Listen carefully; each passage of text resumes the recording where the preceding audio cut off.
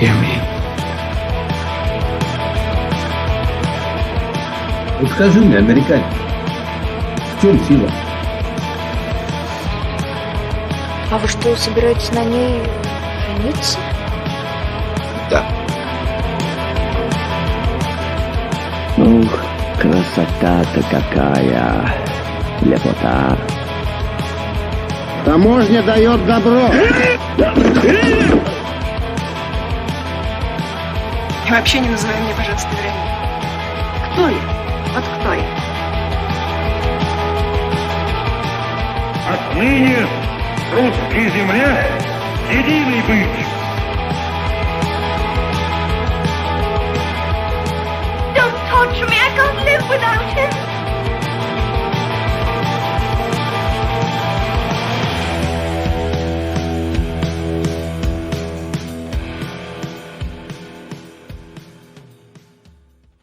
Hi, my name's Ali, and this is the Russophils Unite podcast, where we watch Russian films and films with a Russian connection.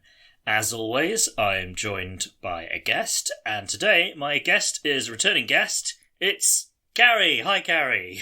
Hi, Ali. Thanks for coming on the show. Sure. It's a great start. You asked me like an hour ago if I wanted to do this, watch a movie that we've never heard of. I've heard of it, and I floated this more than an hour ago. When? I mentioned this I don't know, 5 days to a week ago. Is it in the calendar? No. Then it didn't happen. Right. Before we proceed then, Carrie, for new listeners, please could you say who you are? I'm in a quarantine bubble with Ali. Okay. Should I explain why I'm in a quarantine bubble with you? I mean, you could, yeah. I mean, people can draw their own conclusions, but... We're married. Okay. And any more reason than being my spouse for why you're on a podcast about Russian and Soviet movies? I'm an easy guest to get last minute. Well, there is that. You're getting exasperated with me, aren't you? No. There's nothing of the sort. I am reminded why you haven't been a guest for a little while, though. I studied Russian language and literature in university. Ali and I met while we were both working in Moscow. Cool, thank you. That was so easy, wasn't it? Well, no, I just had no idea what you wanted. Never mind. Alright. This is the normal dynamic when Carrie's on the show. But you're often on for festive episodes, which is what this nominally is. Yeah, like that time that we watched Loveless for a Valentine's Day special. Oh, it was a classic episode. It was the opposite of a date night movie. Yeah, I think the only movie that I've ever seen that's probably less of a date movie that still has a romantic relationship at the core would probably be Revolutionary Road with Kate Winslet and Leonardo DiCaprio, which I think was really funny. I think that was the first time that they were in a movie together after Titanic, which just what about this ridiculously messy relationship breakdown. But there you go. You know, you want to avoid being typecast and all. Yeah, so this is nominally a festive episode in nominally a festive time of year, I guess. But it's 2020, so, you know. Bottoms up. Yes, we should say this episode is brought to you in association with Canadian ice wine. It's okay. Tastes like alcoholic Welch's grape juice. For you the white grape juice that they have. For you American listeners who know what that means. Mm. Yeah, I mean, it's not unpleasant, but it's not amazing either. But no. It is appropriate, given the movie that we're watching today, that we are drinking a beverage from the frozen north, aka Canada. I don't know whether that's how they like to be referred to, but it's certainly colder than this country. Has something more resembling. Although a significant portion of Canada is further south than the UK. I suppose so, but it has proper winters and we just have... colder, rainy season. Yeah. Right. So the festive movie that we're watching for this, Festive lockdown. Yeah, it's called Morozko, known in English as Jack Frost. Rather, it's not even anachronistic, it's because that's to do with time, it's just pretty weak translation. But it's from 1964, and it's directed by Alexander Rowe, which is obviously a slightly unusual Russian name, but it turns out his dad was Irish, so that's who he is. And it was made by the Maxim Gorky studio, which focused mainly on children's films. So I should say a shout out to long-time listener Scott Patz, who has mentioned this movie quite a bit over the years, especially around this time of year. So we're finally getting around to covering it, Scott. So there you go. And I don't know. I just realized you've been doing the podcast for years, and so it's okay for you to say that. You're able to say long-time listener for years. Yes. we did recently pass the third anniversary of the first episode being released, and I was recording them quite a bit before that, but so it's been a little while now. Yeah, so I don't know a ton about this movie going in. I know absolutely nothing. Cool. My phone is going crazy. My guess is it's your family chat that are finally getting around to discussing the fact that Christmas was just cancelled 2 hours ago. Yes, yeah. So for context, listeners, when you say Christmas is cancelled, Carrie, what has happened?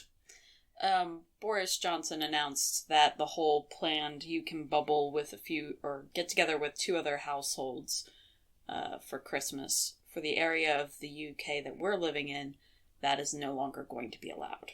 Which I support in that hospitalization numbers are rising and you don't want people dying just because of Christmas. On the other hand, it's a little disappointing. It is. And I think it was kind of unrealistic in hindsight to get people's hopes up that it would be fine. I think they probably should have gone in with, probably you'll have to not do it. But I suppose they were considering economic considerations and people buying Christmas food and stuff and presents and stuff for the big day. But so it's kind of rotten, but I guess it's the sensible thing to do, so that's good. This will make this episode super timeless and evergreen, but never mind. But so what's this movie about? It is... What about 2020 is going to be super timeless and evergreen anyway? It's going to be, very much good riddance to a pretty terrible time, I think. But anyway, so if you're listening to this several years in the future, then Then we survived! Yay! Yes, which is something. So, what's this movie about? I don't really know. Frost. Yes.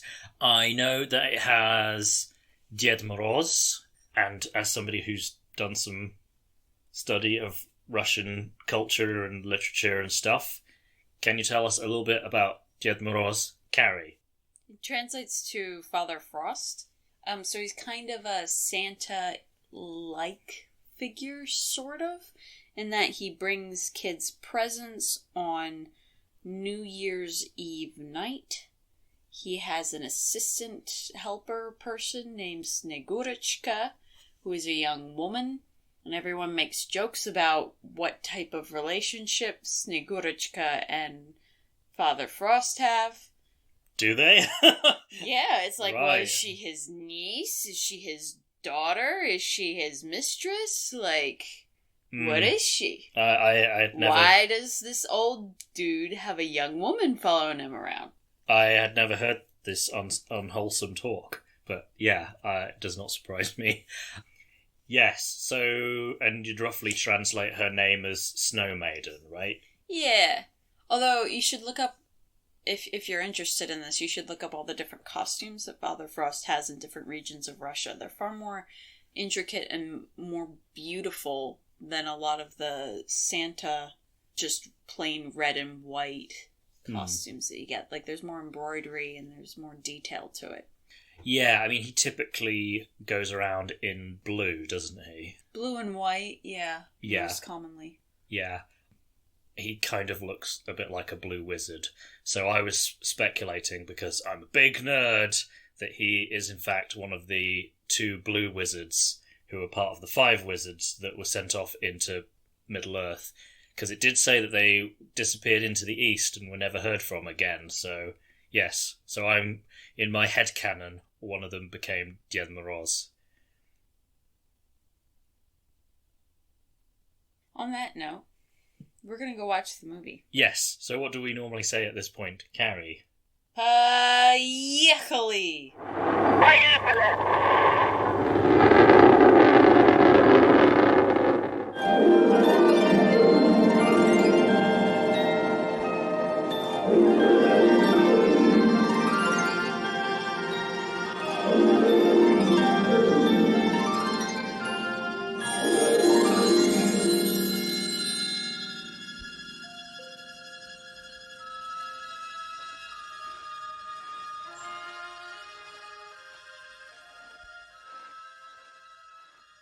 Ho, ho, ho, ho, ho. And we're back. Carrie and I have just watched Morozko. That's a lie. We just ate dinner after watching the movie. Stop ruining the contrivance. Everyone knows we literally just finished watching. Okay. Sure. Yeah, so we, as I was saying, we literally just finished this second watching Morozko from 1964 by Alexander Roux. And we did not just finish eating sag paneer and naan for dinner. Nope, didn't do that. Just come straight off the film, bringing you our fresh out of the oven thoughts. Just like the naan was. Just like the naan wasn't, because no such naan exists.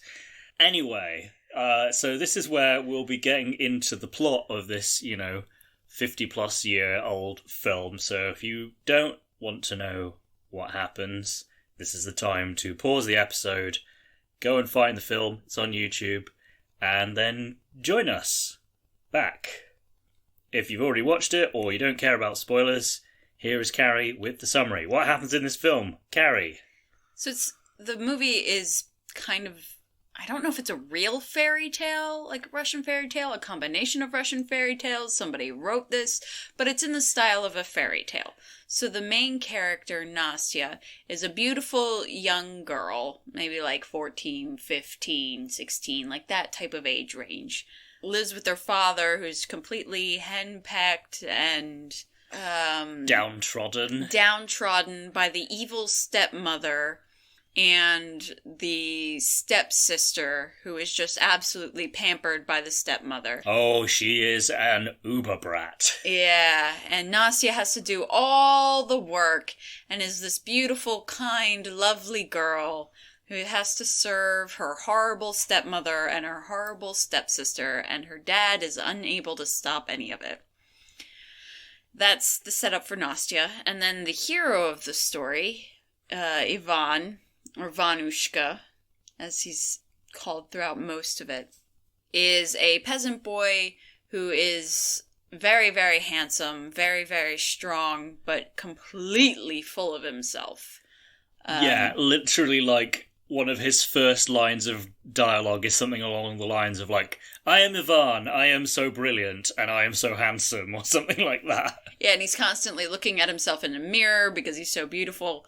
Anyway, he goes off on an adventure quest? Yeah. I thought he was just taking a stroll through the woods and seeing what would happen, but... Yeah, because his mom sends him off with, like... with supplies and tells him to remember her and think about her. I don't remember, even though we just as we said, just finished watching this. We did not watch this over 2 nights because someone got too tired and had to go to sleep. Yeah, you really need to watch your sleep schedule there and not conk out early, Allie. Yeah, that was definitely me. Definitely me. Not at all me. Yep, such an early bird me. So, anyway, yeah, Vaughn goes on a mission, walk in the woods to find himself, I don't know. In Russian fairy tales, the Vanya type character often goes off on a quest or something. Or Prince Alexei or whomever it is, the hero is going off on a quest of some sort. Yeah, we speculated whether this was meant to be the character Ivan Durak or Ivan the Fool. I mean, they never call him that, but... And he isn't an idiot who things coincidentally all work out for. He has problems, and it's not that he's a good guy that people are showing up to help. He starts off as a guy that you really don't like, and he needs to improve himself. Yeah. And a lot of the stuff that happens to him is, at first, is a result of him being incredibly conceited. 2, it's then him becoming a better person.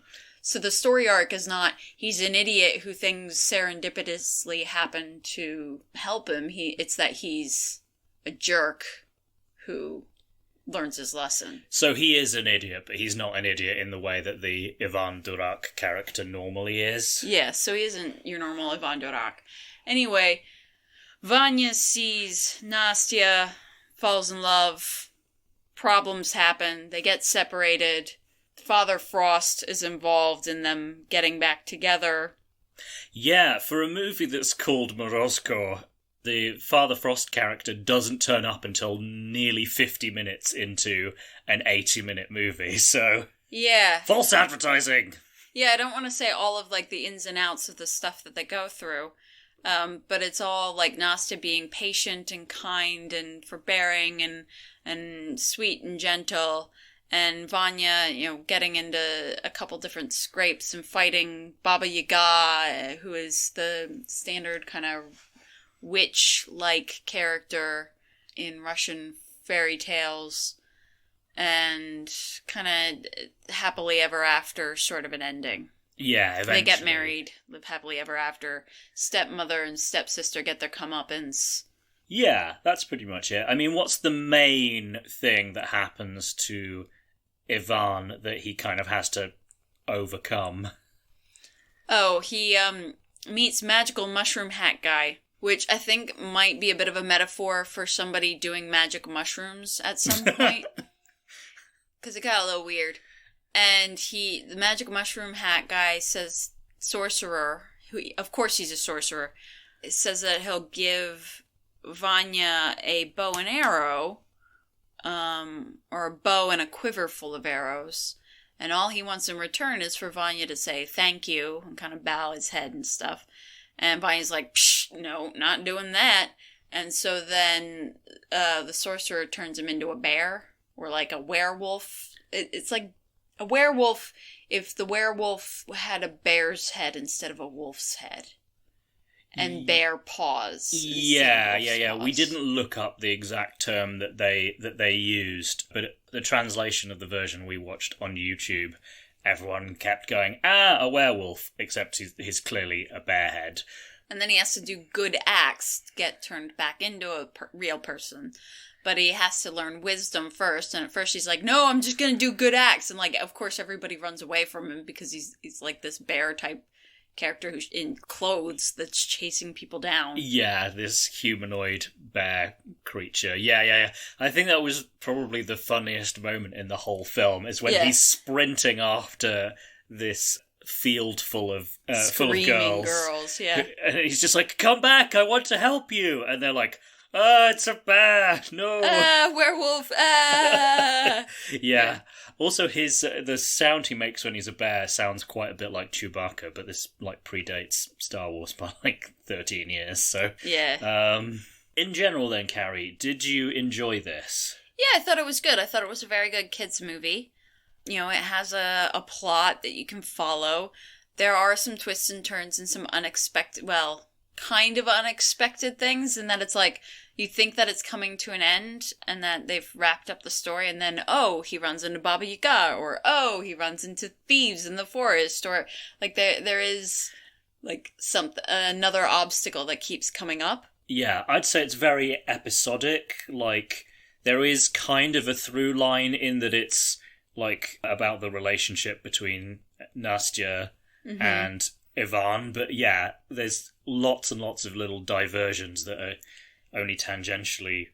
It kind of seems like they threaded 3 or 4 different fairy tales together to get one that they could fill out a whole hour-and-a-half long movie with. Yeah, like, I'm not as familiar with Russian fairy tales as you are. I mean, I only, know a couple of bits and pieces, but it felt like a kind of a compilation, or they were, like, riffing on famous fairy tales. I have to say, if you'd never come across any Russian fairy tales before, if you were just watching this cold, some of the things that happen would just be incredibly weird. The whole thing with Baba Yaga. Yeah. That's the main thing that you'd just be like, what on earth am I watching? Because a lot of it's standard tropes, like the evil stepmom, evil stepsister thing. Like, there's nothing in there that would really make me go, I don't understand this.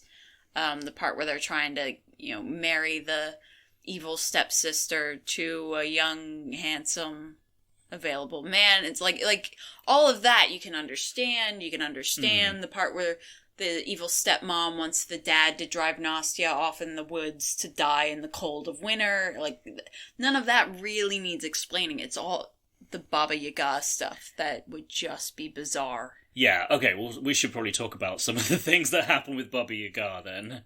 So, Baba Yaga lives in a house in the woods, and... All very familiar fairy tale territory already. Yeah, kind of a witch in a house. In a woods, fine, that's all normal, but what's the difference? The house is on chicken legs. Yes. Like, it's like 10 feet, these 10-foot tall chicken legs sort of a thing. Maybe not 10 feet tall, but really tall. At least head height. Yeah. They think that the root of the words originated in that you would have, or originally you would build your house on tree stumps or roots, and then that word kind of got corrupted into chicken legs, because they are similar words. Okay. So that would be the more logical explanation for why you would have a house on chicken legs and how somebody could potentially come up with that idea. Presumably that was to kind of, so you were off the cold ground, and when the spring thaw came, you didn't, you weren't sitting or standing in a foot of water when all the snow melts off. Presumably, yeah, but then that's the first weird thing about Baba Yaga. Obviously she's magical. Which, fine. One of the magic things is that she rides around in a, It's a pestle and mortar. Yeah, except she has a broom instead of is it the pestle the grindy part, or is the mortar the bowl? I don't know if I've ever I always get those two confused. Anyway, she rides around in the bowl part of the mortar and pestle, and instead of the grindy part, she has a broom, and that's how she flies. Like, she doesn't just sit on the broom and fly. She's got to be in the bowl part of the mortar and pestle. Yeah, it's kind of like a gondola or a punt if it went through the air, and instead of like a pole, it had a broom. Yeah. So there's that. What else is weird about Baba Yaga? Her, tree friends in this version. Yeah, but that's not like Baba Yaga canon. That is just okay. So that was just in this movie. That's the first time I've heard of that. So witch casting the spell to make trees come alive and fight your enemies isn't. It's weird, but it's not. Like, you could watch that and understand what's going on. Yeah, I don't know whether in typical versions she has, boar teeth. Because in this version she has these, big protruding, tusks. No, she doesn't know the illustrations and things that I've read. I think that was just, how can we make her even uglier? Okay, gotcha. And also, we think she was played by a man. Yeah. We're not sure. Certainly she was sounded almost certainly like she was voiced by a man. What else was weird about her? I mean, this is fairly standard, like, fairy tale witch stuff, but she does try and eat Ivan.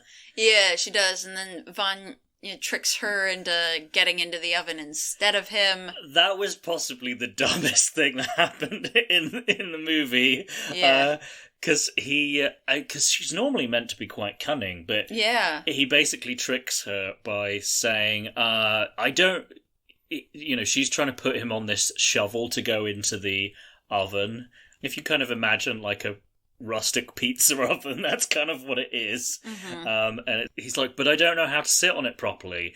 And she's kind of like, ugh, young people don't know how to do anything. Let me show you. And then, of course, she gets onto the, pizza peel sort of a thing. and he shoves her in the oven and, like, throws the door over it. But she doesn't die. He lets her out. Yeah. I don't think there's anything else that's incredibly weird about Baba Yaga. I suppose not. But that's some pretty weird stuff. Like, It's mainly the house on chicken legs that would be so completely, like, baffling if you'd never come across it before. Yeah. How did you like the visuals? So, the character's makeup was just... It got on my nerves the entire time. Ah, okay, yes. Like, Vanya is very obviously wearing lipstick. And it's not like just a little bit because actors wear makeup. It's like a lot. And he's also wearing blue eyeliner. Like, it was a lot. Yeah, and you also commented that Nastya was very overly made up, and there's one point where she falls in some water and comes out. Well, actually, she's been made to look ugly. Yeah, because the matchmaker is coming, and they want to make her look much uglier than the stepsister. Yeah, and they hide her away, but, in case she does turn up, they make her look as horrible as possible. But then she ends up, through a series of events, getting dunked in some water, so all of the ugly makeup comes off, and supposedly her just normal face comes out, except she's very heavily made up. But... yeah. Apart from that... So you mean more like how the movie is shot and everything? Yeah, and the scenery and that sort of... Yeah, I mean, the costumes. countryside that they have is very pretty. The costumes do look very much like they could be taken from a fairy tale book. So they're colorful in ways that are...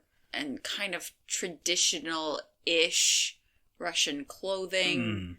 The special effects are pretty good considering the time. It's 50 years old, so like... Yeah, it's mid-60s. Mid-60s, 64. yeah. I mean, they're not trying to do, like, incredibly amazing stuff, but it like, there's one part where Father Frost is putting snow onto the trees. That didn't look amazing, but it wasn't bad at all. It was pretty cool, yeah. They used some kind of combination of, like, it looked like reverse photography and then, like, maybe some painting onto the... So that was pretty good. I liked the house designs and the set designs. The houses looked pretty cool. Like, I would guess that real Russian houses from way back when didn't actually look like that, but they were very interesting. Father Frost's clothes were really cool. Like, the different embroidery and the things they had him wear.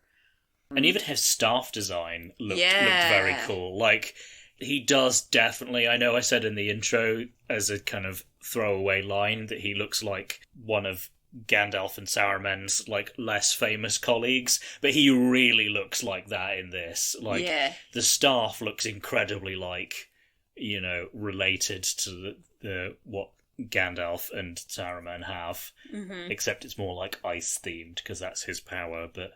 Most of the movie is outside, and it looks like they didn't film it in a sound studio. It looks like they actually filmed it outside. Yeah, and it really benefits from that, I would say. Yeah. The locations are really, really good. I mean, there's a couple of times where they have some rocks and stuff that don't look particularly great. They look like they're kind of papier-mâché or something. Probably are. And the photography is really nice. Like, and the camera movement's quite dynamic. There was one really cool thing that I noticed. In one sequence, they have this shot of this bit of woodland that looks like it's straight out of a Russian painting by the 19th century painter Ivan Shishkin that's called One Morning in the Pine Forest. It just, the way that they have like these logs lying looks almost exactly out of that. And it's a very, very famous Russian painting in that it has these bear cubs playing. Ali did need to look up the name of the painting. He didn't just know that off the top of his head. No. I just thought it was absolutely necessary that fact was put in there. Yeah, it was just like, oh, it looks like the bear painting. You know the one I mean, the bears. Oh, speaking of bears, one of the things that probably dates the movie and makes it a little bit uncomfortable for a modern audience is... Yeah, there was one uncomfortable scene. Yes, because you have these, like, real live bear cubs. I mean, it's quite impressive in that, like, they've been trained to pick up these mushroom things and walk around with them like they're little kids, but at the same time, it's kind of like... These are little bear cubs, and instead of just being able to be bear cubs, they're being trained to do stuff. It's kind of sad. Yeah, so that definitely dates the movie, rather. I like the music a lot. Yeah, that was good. Yeah, I read on the Wikipedia page that it's inspired by the Russian composer Rimsky-Korsakov, because it definitely felt like this has a Russian classical music theme, and with some balalaikas thrown in there. Of course, you can't not have those. It definitely feels like a very like stereotypical Russian movie. Like you've got the balalaikas, you've got all these birch forests, as I say, that look really, really beautiful, both in the summer and also in the winter. In fact, I'd say like 2/3 of the runtime are actually not in the winter. Yeah. The other thing that was interesting, I thought, was the characterization of Nastya and the evil stepsister, Marfushka, as she's always called, which I think is a variation of Maria. Okay, I wondered whether it was meant to be Martha, as in like what would normally be Martha in English. It might have been Martha. Anyway, so you have Nastya is supposed to be the epitome of everything that a young girl is supposed to be, and Marfa is completely opposite and terrible. So Nastya is extremely hardworking. Marfa sleeps like all day and all night and barely does anything. But one of the things that prove how good of a girl Nastya is that when she's left in the woods to freeze to death, and Father Frost finds her, he first asks her, "Aren't you cold?" And she's, No, I'm warm. And like she has icicles forming on her eyelashes, so she's clearly lying about that. And then he asks her again, "But aren't you cold?" And she's like, No, I'm just fine. And later she basically like almost succumbs to hypothermia because she's so cold. But the fact that she doesn't complain about being cold is evidence of what a good girl you are. You're just such a good girl. You don't complain about the cold despite nearly freezing to death. You just have to be super stoical. I don't think it's stoical. It's just like never complaining about anything. Doesn't want to cause anyone any trouble. I'm like, I would not do well in Russia. I'd be like, I'm always complaining about the cold. Well, complaining is the British national sport, so you just fit in well here. That and talking about the weather. Yeah, I found Nastenka quite an annoying character. Like her voice. Oh my goodness. Do you want to do... It's so breathy and high-pitched, and she talks like this. It's very sing-songy, and it's mega annoying. Will I see Vanushka again? Yeah, so that's definitely a downside to the film. Yeah, the visuals amazing, the music great. Nastya's voice horrible. And just the kind of like the latent sexism of like you've got a lot of female characters, but they're, with the exception of Nastenka, they're all horrible. They're either very much background characters or they're awful. Yeah, like, as we said, Marfushka, the stepdaughter, is such a brat. Although they do contrast the scene with Nastya being really cold in the forest with a later scene where it's almost identical, except Marfushka is asked by the Ded Moroz character, "Are you cold?" And she's like, "What do you think? It's freezing out here. Of course I'm cold, you idiot." And I'm like, yeah, actually, she's kind of rude, but he is asking kind of a dumb question. So I'm with her on that one. Yeah, me too. Anything else we can say about this movie before we wrap this up? Like a Christmas present, because festive episode. I forgot it was supposed to be the festive episode. I really hated the dad in it. Like, I know Nastya loves her father, and that's one of her good qualities, but, like, he totally lets his daughter get completely abused by his wife. Oh, yeah. And he doesn't step in at all. Yeah, he is very much a pathetic, like, spineless worm of a character. He's just kind of pitiable. No, because he lets his daughter be abused repeatedly for years. Yeah, well, horribly. Yeah, he's not a good character. I mean, his wife is abusing him too, so he's also a victim, but he's also an adult. Yeah, he's also an adult. So there is a certain amount of, like, why did you marry her in the first place? Mm-hmm. Because clearly it's a second marriage, so it wasn't like, oh, well, you were both 17 and didn't know any better. Or your parents force you to get married, because there is a matchmaker in one of the scenes. Yeah, indeed. In this context, there would be a lot of arranged marriages. But yeah, the stepmother is a piece of work. I mean, she even hits her favourite, Marfushka, like, quite a lot. Mm-hmm. But then kind of, like, tries to make it up to her. And she keeps feeding her these lollies. Yeah, it's like whenever Marfushka starts throwing a temper tantrum or something, like, she just puts a lollipop in her mouth like it's a pacifier. Yeah, despite the fact that Marfushka's supposed to be, like, a teenager, I guess. It's bizarre. She reminded me very much of, like, a Roald Dahl kind of character. It's, like, that exaggerated. Yeah, that's a good comparison. She definitely, you could see her in that lineup of dreadful children in Charlie and the Chocolate Factory that he beats by being incredibly virtuous. Oompa, loompa, doompa-dee-doo. Actually, I guess this was only made, like, I don't know, 6, 7, maybe 8 years before that. Yeah.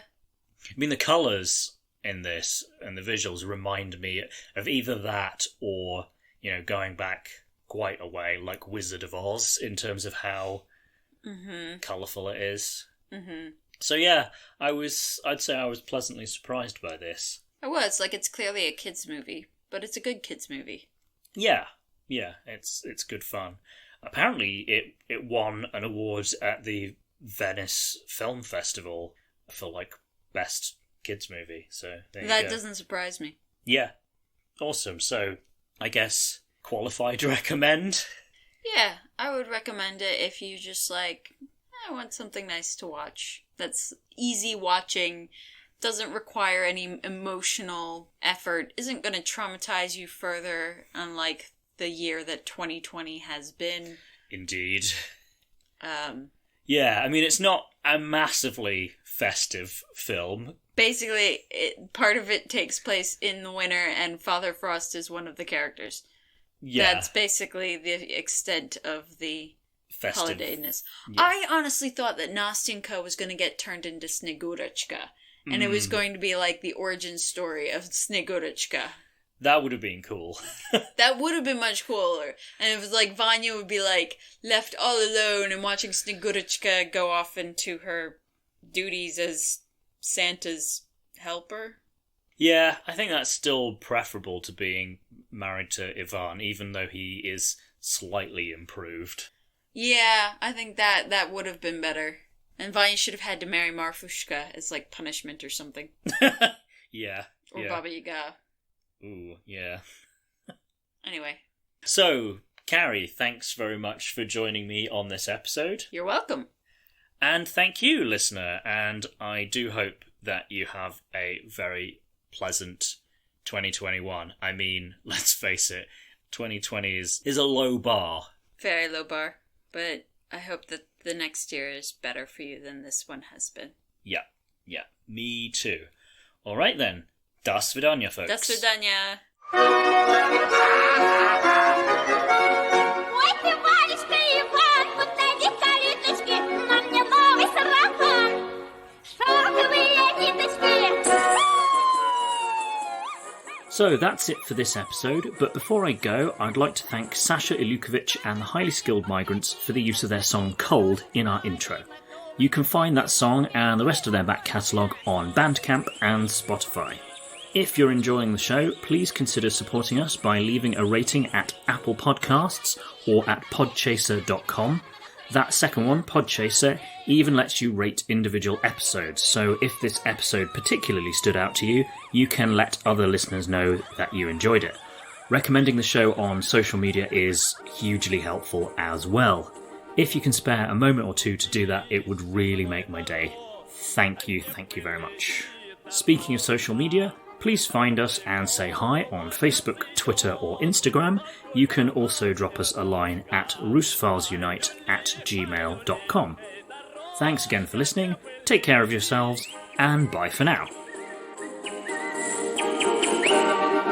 Погляжу я на себя, сам себе отрада. Не косой и не рябой, а такой, как надо. Ай, люли, ай, дорожка не пыли.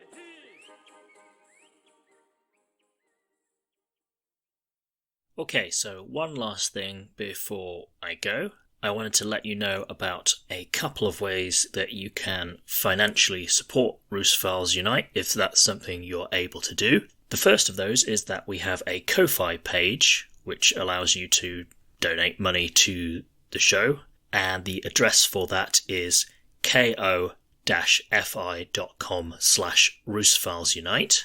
And then the second option, if you're in the UK, we have a bookshop.org affiliate page where you can pick up books from the selection that I've curated. As you might imagine, most of them have a Russian theme or some kind of Russian connection, and because this episode was connected with Russian fairy tales, I wanted to let you know that we have a small section on Russian fairy tale books, and I wanted to highlight a couple that particularly caught my eye, and they are Why the Bear Has No Tail and Other Russian Folk Tales, and The Story of Sinko Filipko and Other Russian Folk Tales. Now, both of these are translated from the Russian by Dr. Louise Hardeman, and they are illustrated using reproductions of watercolour paintings by late 19th century Russian artist Yelena Polinova.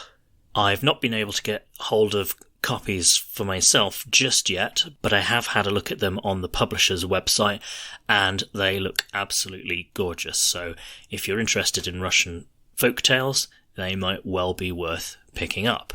So you can find our affiliate links to those and to the rest of the Russophiles Unite bookshop.org selection in the show notes. And you can also find those links in the bios of our various social media pages. Alright, that's all from me for this time. I will speak to you in the new year.